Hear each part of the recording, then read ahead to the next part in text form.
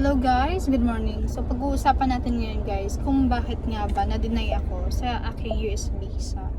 So kahapon guys, na-deny ako sa US visa ko.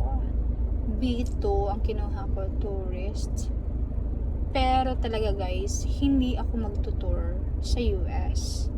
Ang gusto ko sana mangyari doon, bibisita ako sa asawa ko kasi nga may sakit siya.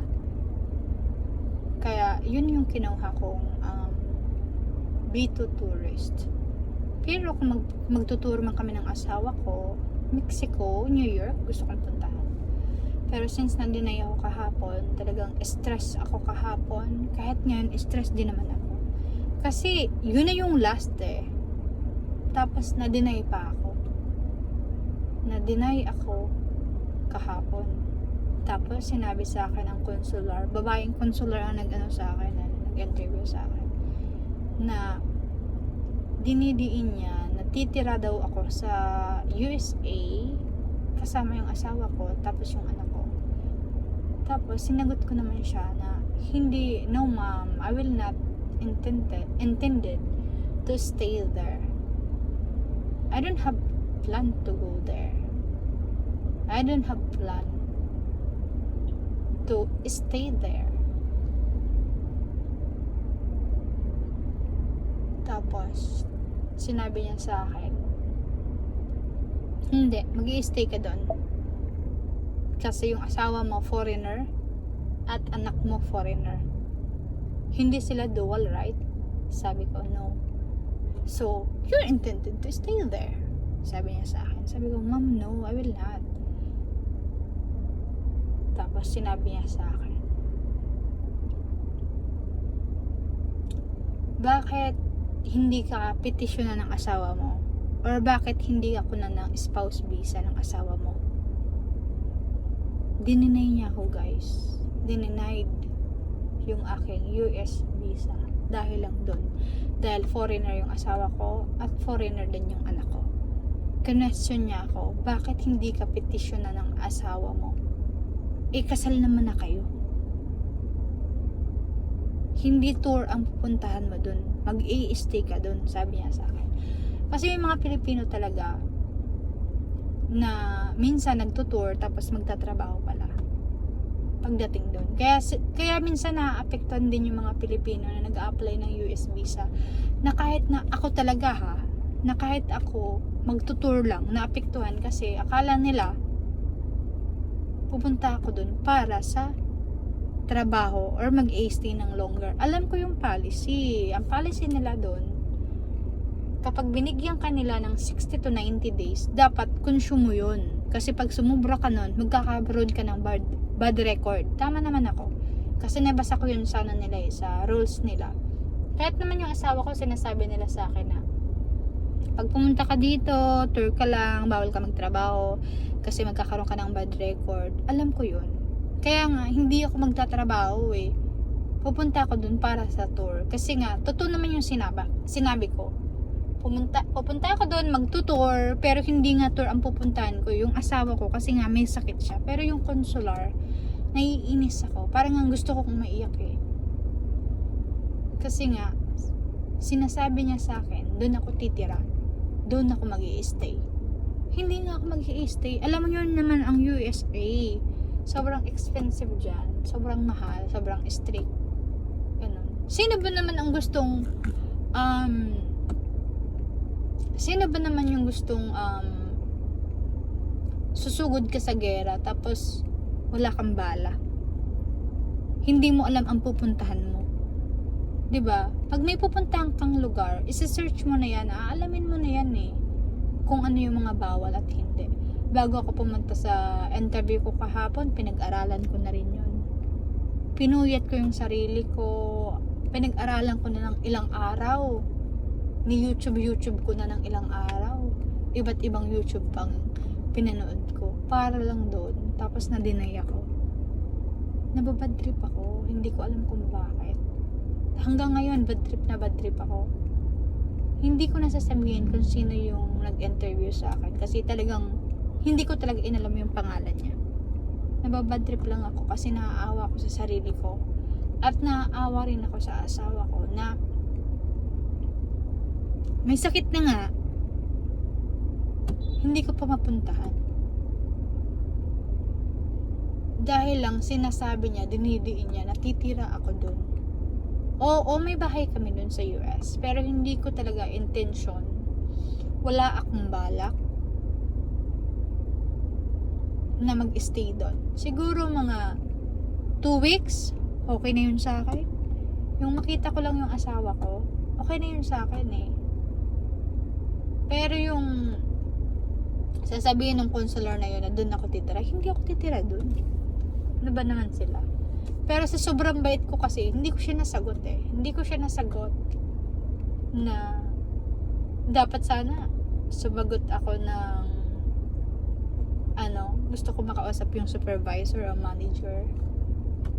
Yun yung mali ko. Nung dininayed niya na yung visa ko, yung dininay niya yung visa ko, malungkot na ako nun eh.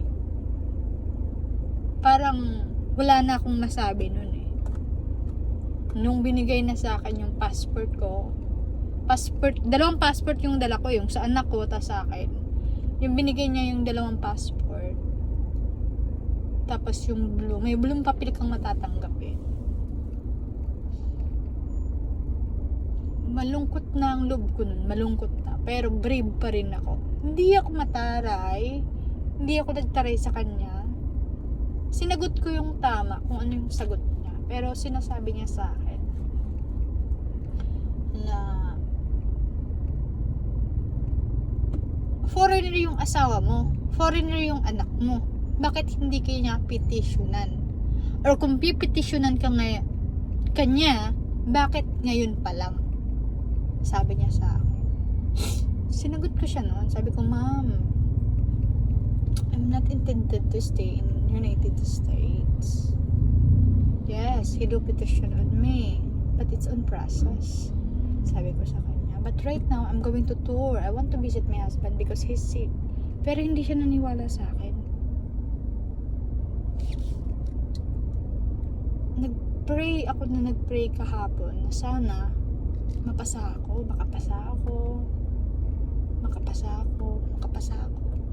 Pero may mga times talaga na kung hindi para sa'yo.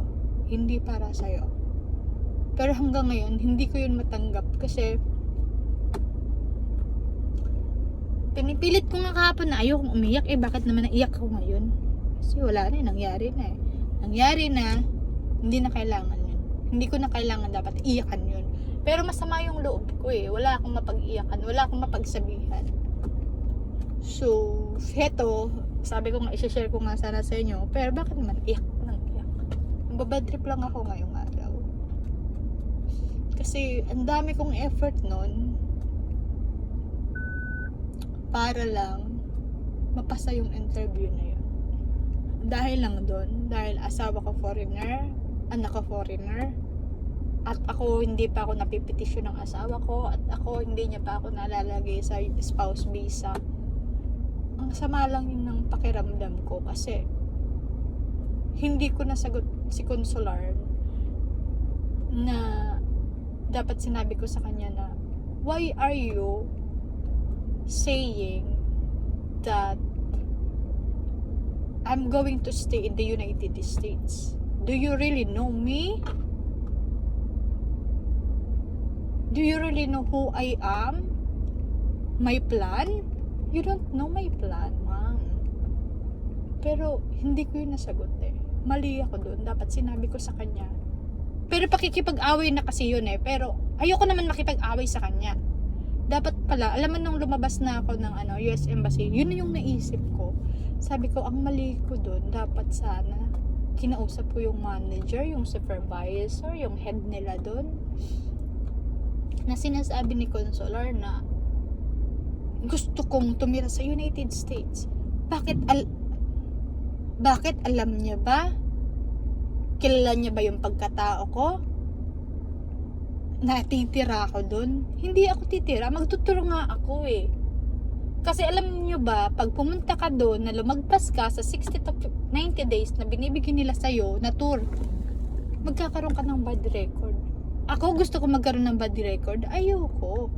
Sino ba naman magkakaroon ng bad record? Ayaw na, kahit naman sino ayaw ng ganun, 'di ba?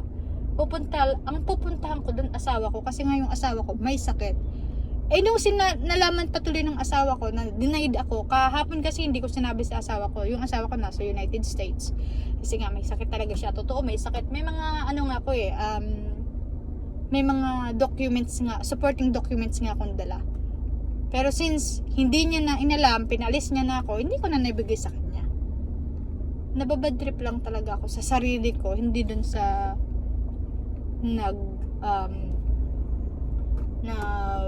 interview sa akin. Nababad trip lang talaga ako kasi dapat sana bago ako malis dun sa US Embassy dito sa Maynila, dapat sana kinausap ko yung supervisor or manager na pinakausapan ko sana na, ma'am, hindi ako titira doon. Gusto ko lang talaga makita yung asawa ko. Kasi nga yung asawa ko, gusto rin naman ako makita. Tapos yung anak kong 4 years old, gusto niya kami makita. Kasi hindi niya alam kung kailan siya magtatagal sa mundong ito. May sakit talaga siya. Hindi ako nagjo-joke. May sakit siya. Pero wala na eh. Tapos na eh. Wala na tayong magagawa. I just wanna share it to you guys what happened to me yesterday. Para sa mga Pilipino rin na gustong mag-apply ng US visa tapos mga na-deny rin. Kahit na complete yung documents mo, kahit na tama yung sagot mo, tama yung English mo, hindi ka sa kanila nagtataray. Kasi alam mo, tayo mga Pilipino, mababait tayo eh. Mababait tayo. Kaya siguro ginaganon lang tayo eh, para tayong pag alam nilang mabait tayo, wala to, hindi to lalaban. Naiinis rin ako sa sarili ko kung bakit mabait ako eh. Dapat sana tinanong ko siya, ano yung dahilan kung bakit mo ako dininay? Pero alam ko na yung sagot. Pero dapat sana bago tayo umalis doon, dapat sana inalam natin kung bakit natin dinideny ang isang tao. Dapat sana gano'n, ano? Pero alam ko na yung sagot, kaya hindi ko na rin naman tinanong sila. Dispensing card. Please give card now. Saan pa kaya sir ang available na party? Thank you. Tapos alam mo ba yung nangyari guys? Lumabas na ako, tapos may kinausap akong guard, 2 guard ang kinausap ko doon. Pero wala rin silang magagawa sa akin. Kasi ang akala ko talaga makakalabas na kami makakabili na ako ng ticket. Hindi pa ako guys bumili ng ticket. Kasi alam ko, kapag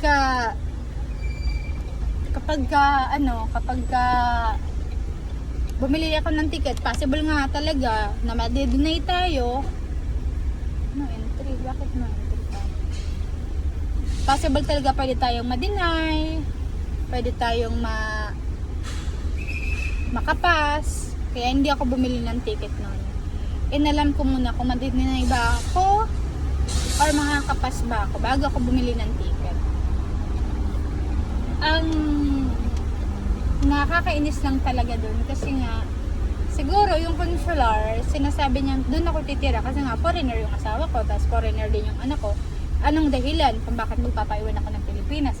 Foreigner silang dalawa, diba? Tama naman niya siya, pero mali siya doon sa inaakala niya. Kaya sana etong vlog ko makakatulong din sa mga taong mag-a-apply ng US visa, na sana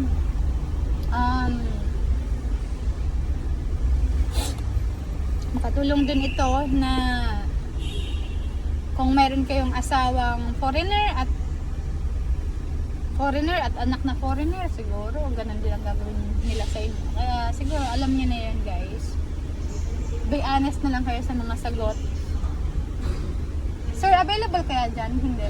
Available kaya dyan? Hindi. Okay.